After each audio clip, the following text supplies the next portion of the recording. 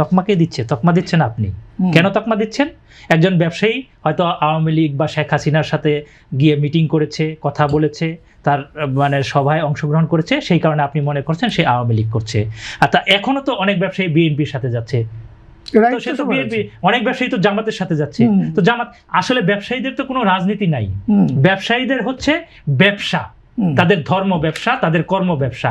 এই ব্যবসায় সুবিধা, নীতিগত সহায়তা, এই বিষয়গুলোর জন্য তাদের সরকারের ঊর্ধ্বতন মহলের সাথে একটা যোগাযোগ বা সম্পর্ক রাখতে হয়। ওদের স্বপ্ন পূরণে পাশে থাকতে পেরে আমরা গর্বিত। সরকার ডাকলে তাদের যেতে হয়, না হলে তো ব্যবসায়ীদের কোনো প্রয়োজনই ছিল না রাজনীতির কোনো মঞ্চে যাওয়া বা কোনো সভা সমাবেশের বিষয়গুলো যাওয়া। আমাদের বাংলাদেশের পরিবেশ পরিস্থিতি, এখানকার মানুষের মন মানসিকতাটা কিন্তু অনেকটা এরকম।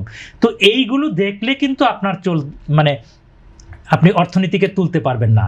আপনাকে অর্থনীতিকে তুলতে গেলে আপনাকে ব্যবসায়ীকে ব্যবসায়ী হিসাবে দেখতে হবে। সবচেয়ে বড় যে কথাটা, আপনি ব্যবসায়ী আওয়ামী লীগ, ব্যবসায়ী জামাত, ব্যবসায়ী এনসিপি, ব্যবসায়ী বিএনপি, এইভাবে ব্যবসায়ীদের কোনো ধরনের তকমা দেওয়া চলবে না। আমাদের এই তকমা থেকে উঠতে হবে। আমাকে দেখতে হবে সে ভালো ব্যবসায়ী কিনা, আমাকে দেখতে হবে সে ঠিকমতো কর দেয় কিনা, আমাকে দেখতে হবে তার সে কর্মসংস্থান সৃষ্টি করছে কিনা। আমাদের এই জিনিসগুলো দেখতে হবে।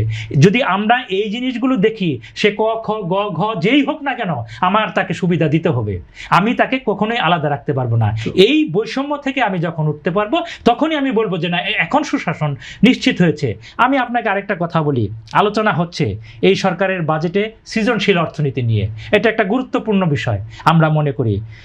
এখানে এই বাজেটে আমরা শুনতে পাচ্ছি যে প্রায় 300 কোটি টাকা বরাদ্দ রাখা হচ্ছে। এটা সরকারের জন্য একটা নতুন বিষয় এবং আমাদের জন্য একটা নতুন বিষয়।